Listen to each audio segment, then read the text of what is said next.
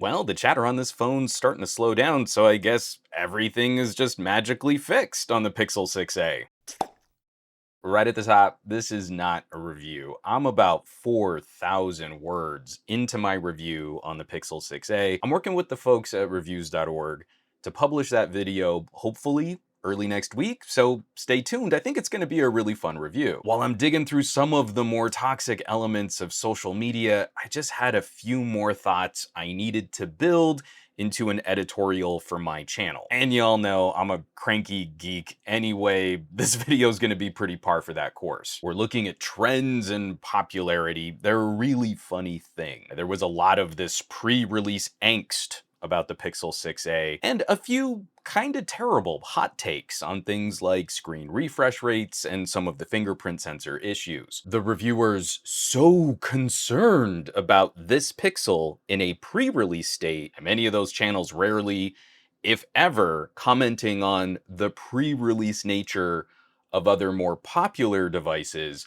with the same concern. I think it's right to share concerns, but we know YouTubers are not following up consistently on all phone brands. Every phone I've used, especially under embargo, has been riddled with bugs. It's extremely disingenuous to complain heavily on a smaller brand in pre-release, but then give larger brands a pass in that same early access window. And I think we can show this off in a graph right now. I mean, if we track organic search on Google Trends, the peak search on the Pixel 6a as a topic is already on the decline. The main window of interest on that phone was overwhelmingly dominated by conversations, hot takes, the controversies, and from people using that phone in a state that few consumers would ever see. Now, fair's fair. We gotta tag Google on the fact that I think it took 2 days longer than it really should have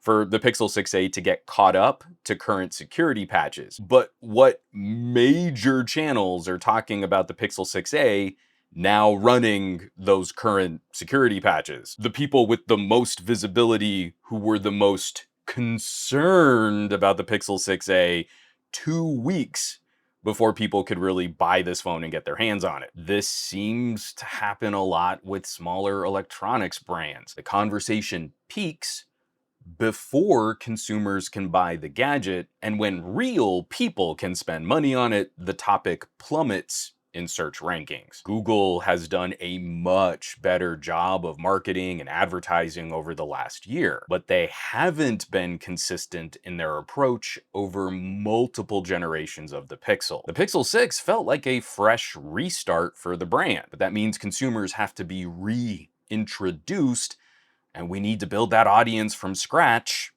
again. I just showed the Google Trends data on just Pixel 6a, but here's what peak Pixel 6a searches look like against a dip in interest for the iPhone SE. When it comes to the challenges of creating commentary on products, that's what we're dealing with. The highest spike in search for the 6a, where the highest visibility commentary was concerned pearl clutching about the phone, couldn't quite catch the search interest in the lowest period dip for the iPhone SE. I've gotten a handful of comments, some really fair responses to my previous cranky ramblings, especially on my podcast.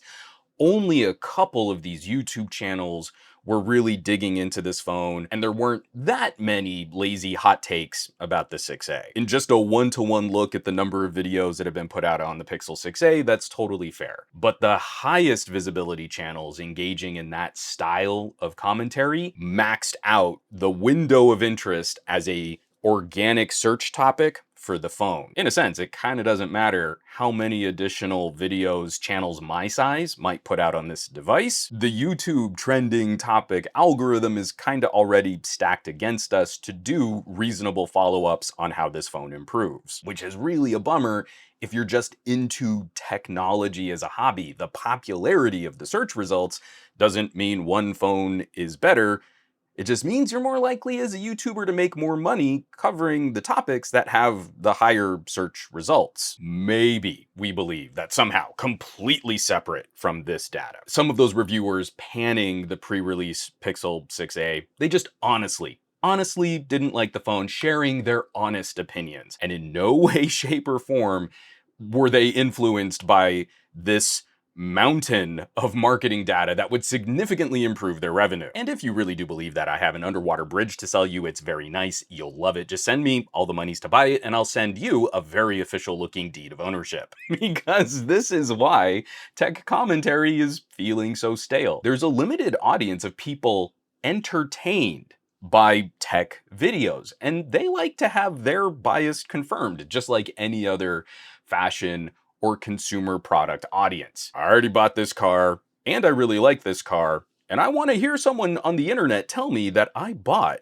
a good car. Let's broaden these search results out. On a very good day, organic search traffic for the word pixel, not the phone, literally just the word pixel, where we could be talking about monitors or phones, the audience for the word iPhone will be 13 times larger. If I could get 100 views organically on the word pixel, I would have the potential to get 1,300 views on the word iPhone, comparing the search data oranges to oranges. Generically comparing Pixel and Galaxy is closer, but that spread still averages to around a 3-to-1 advantage for Galaxy. So none of this is reviewing. If you're catering to audience demographics to maximize impact on every published video, that's not reviewing, that's marketing. It's very good business, but it's not reviewing. Good reviewing is trying to build a consistent platform for testing and analysis. Good reviewing is also good budgeting, playing smart with your revenue and your expenses. We all know that if we put Samsung and Apple in the titles of videos, those videos will perform better than OnePlus, Motorola, TCL, Sony, or Google video titles. If we're going into that knowing the difference in search, it means if you're a good, consistent reviewer, you budget for the popular videos to help subsidize the production of the less popular videos. I'm doing terrible hand choreography here.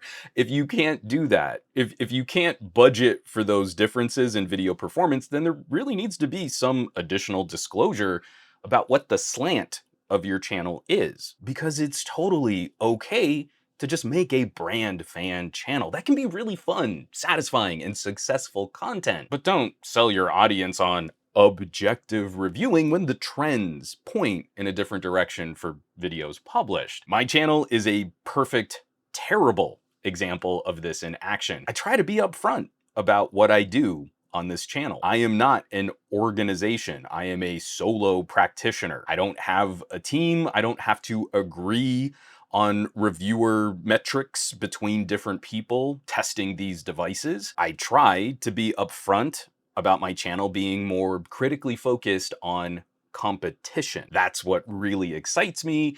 That's where I build a lot of my conclusions. I still refuse to review Apple products for highly personal political reasons, and I'm very critical of Samsung's current phone strategy. I still gave the Note 22 a very positive review. I'm still extremely impressed by Samsung tablets. I still lurk a lot in the Samsung DeX subreddit. But just because the search traffic would bring me more revenue, I'm not gonna praise Samsung for objectively poor value propositions like the S22 or the A53. If you need phones in those tiers, I'll sell you all day long on an A52 or a Note 22, or I'll praise a tablet.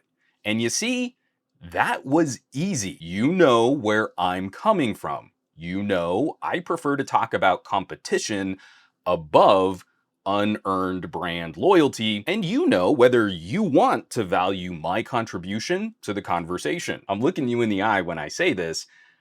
I am not objective, but I am trying to be consistent. So, I'm getting to the end of this, I promise. I don't want to spoil my conclusion for my Pixel 6a review that's coming out soon, but I do have some serious concerns over who I think would be a good fit for this phone. More than anything else though, and I really hope some of the folks on the Google Pixel team really hear this. Now is the time to triple down on traditional Pixel advertising. Google needs to bypass online gatekeepers. They need to sidestep poorly trained salespeople in carrier stores. They need to stay even more present in daily awareness with the consumers they hope will shop this phone. Because I guarantee you, when that little blue line tracking search results climbs higher, the tone of Pixel YouTube videos will change for the positive. Tech reviewers are not tastemakers. The tail wags the dog. So if more consumers are searching for Pixel, that makes Pixel a more attractive video proposition. This is an editorial. I mean, I had to get this off my chest so I could focus on the review of this phone proper.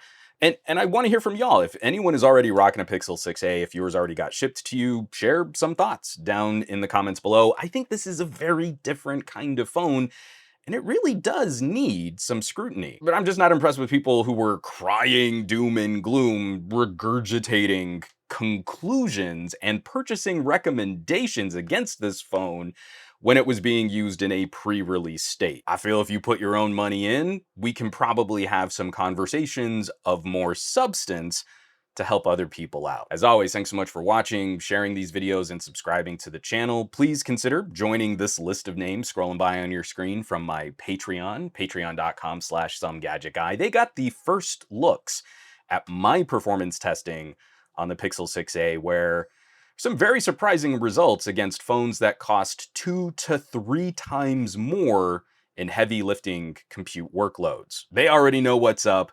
They're some of the coolest tech pals in the universe, so I hope you'll check them out. Now, you know where you can find me around the rest of the internet, at SomeGadgetGuy on the Twitters and the Twitch, not so much on the Facebooks and the Instagrams, and I will catch you all on the next video.